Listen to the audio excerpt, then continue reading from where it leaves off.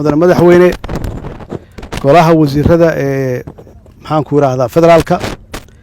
xildhibaanada labada aqal oo halkan nala jooga oo dawladda federaalka golaha wasiirada dawlad goboleedka Hirshabeelle iyo xildhibaanadooda salaadiinta ugu horeeyo ugaas xasan iyo guud ahaan dadka halkan noogu yimid waxaan ku salaamay assalaamu calaykum wa rahmatullaahi wa barakaatuh ilaahay baa mahad leh oo noo fududeeyay inaan boqoshadan ku imaano halkan si nabad ah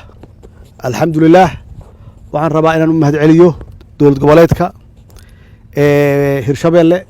uu hogaaminayo madaxweynaha Waare iyo sida wanaagsan ay noo soo dhaweeyeen iyo sida ay soo abaabuleen waxaan rabaa inaan u mahad celiyo salaadiinta halkan qaarkood fadhiya oo ugu horeeyo ugaaska sida wanaagsan oo quruxda badan ay noo soo dhaweeyeen waxaan rabaa inaan mahad celiyo ciidamada qalabka sida amniga sida ay u ilaaliyeen amniga iyo sida wali u ilaalinayeen amniga aad iyo aad ayaan runtii ugu mahad celinayaa shacab weynaha reer beledweyne sida wanaagsan ay noo soo dhaweeyeen iyagoo tabaalaysan oo xaalad aad iyo aad u adag ee ku jira aad iyo aad ayaan runtii kulligan idinku mahad celinayaa halkan waxaan u nimid inaan idinla qaybsanno xanuunka iyo dhibka aan ka aragnay fatahaaddan iyo waxay keeneen oo weliba soo noqnoqonaya waxaan ognahay sanadkii la soo dhaafay inaan lahayn wuxuu ahaa sanadkii ugu dhibka badnaa laakiin inuu kan ka dhib badan yahay waxaan ilaahay aan uga baryeennaa naxariistiisii jannadiisii intii dhimatay inta soo barakacdayna oo guryahooda ka soo tegayna oo lagu qiyaasayo 51,000 oo qoys laga yaabo boqolaalo kun oo qof inay yihiin oo caawa aanan haysan hooy iyo meel ay ku hoydaan runtii waa wax aad iyo aad looga naxo waxa weeye waa musiibo waa qadar Allah qadaraha Allahna waa aqbalaysaa laakiin ma qoonsanaysid waa wax ilaahay wato oo awoodeeda naga weyn hadda markaan soo dulmareen dhulka xaqiiqatan waa arkaysaa wax naga awood badan inay tahay wixii aan soo aragnay sida biyaha u fadhiyaan dhulka iyo hadda markii aan tagnay anaga naftigeena oo aan dhex galnay magaalada inta ay biyaha joogaan oo dadka caadiga ah ee nolol maalmoodkooda u socda ay biyaha u dhex socdaan u adeeganayaan si normal ah waxa weeye waa wax awoodeena ka weyn laakiin bini aadan baan nahayo waa u diyaar garoobi karnaa waa yareyn karnaa laakiin qadar Allah cid celin karta ma jirto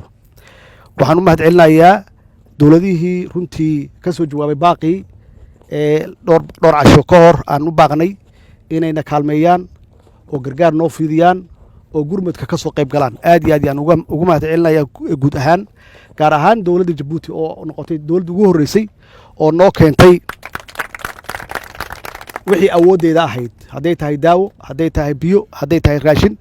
waa walaal jira aad iyo aad ayaan runtii dawladda Jabuuti iyo reer Jabuutiba aan uga mahad celinayaa waxaan rabaa oo kale inaan u mahad celiyo ciidamada AMISOM ee doorka ka qaateen kaalinta ka qaateen sidii dadka u badbaadin lahaayeen maxaa yeelay dadka fatahaadda intaan la eg oo aan caadiga ahayn oo hore Soomaaliya uga dhicin inta dhimatay iyo inta qaxday marka la fiiriyo runtii waxay ku timid tii Ilaahay iyo runtii dadaal badan ay galeen ciidamada AMISOM sidii dadkaasi looga badbaadin lahaa dhibaatadaas ka jirta waxaan rabaa inaan u mahad celiyo iyagana NGO-yada non governmentalka oo runtii iyaga naftigooda qayb iyo kaalin weyn ka qaatay inay raashin iyo wax alla wixii karaankooda ah ay ku taakuleeyaan dadkan Soomaaliyeed ee tabaalaysan ganacsatada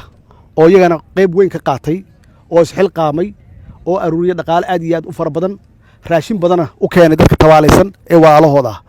iyo guud ahaan shacabka Soomaaliyeed meel kasta ay joogaan gudaha iyo dibaddaba oo qof walba oo Soomaali ah dareenkaas qaba inuu dadka waalihiisa oo dhibaataysan sidii u gargaari lahaa gacan u siin lahaa uu ka qaatay qayb aad iyo aad muhiim u ah waana dhaqan lagu yaqaano Soomaali waa sidaan ahaan jirnay weeye in qofkeena tabaalaysan oo dhibaataysan aan gacan siino aan isgargaarno waana wax Ilaahay uu na faray weeye mustaqbalka tan ugu dambaysa waan ugu soo noqdeen fatahaaddan waa tuu noo sharxay madaxweynaha sidii fatahaaddan ku timid marka in alla intii karaankeenna ah iyo ciddii khusayso hadday tahay dawladaha dariska iyo hadday tahay cid kasta oo aan la kaashan karno inaan yareyno ama aan ka hortagno runtii musiibadan hadduu Ilaahay yiraahdo marka ummadda Soomaaliya meel kasta ay joogaan mar kale waa u mahad celinayaa sida ay qayb uga noqdeen gargaarkan dadka waalahooda gargaareen iyo dadka caalamka ah oo runtii iyaga naftooda qayb ka qaatay qaar badanna aan filayo inay noo sii socdaan waa mahadsantihiin waxaan ilaahay ka baryeennaa inuu dhibaatooyinkan musiibooyinka naga yareeyo waxaa weeye waa inaan ilaahay u noqonno waa in quluubteenna wax walba waa quluubta weeye waxaan is leeyahay quluubteenna aad u xumaatay marka waxaa loo baahan yahay quluubteennii wanaagsanayd oo soomaalinimada ku jirtay oo wadannimada ku jirtay oo iscaawinta ku jirtay iyo isjaceylka ku jirtay iyo is ixtiraamka inaan dib u soo celinno wasalaamu calaykum waraxmatullaahi wabarakaatu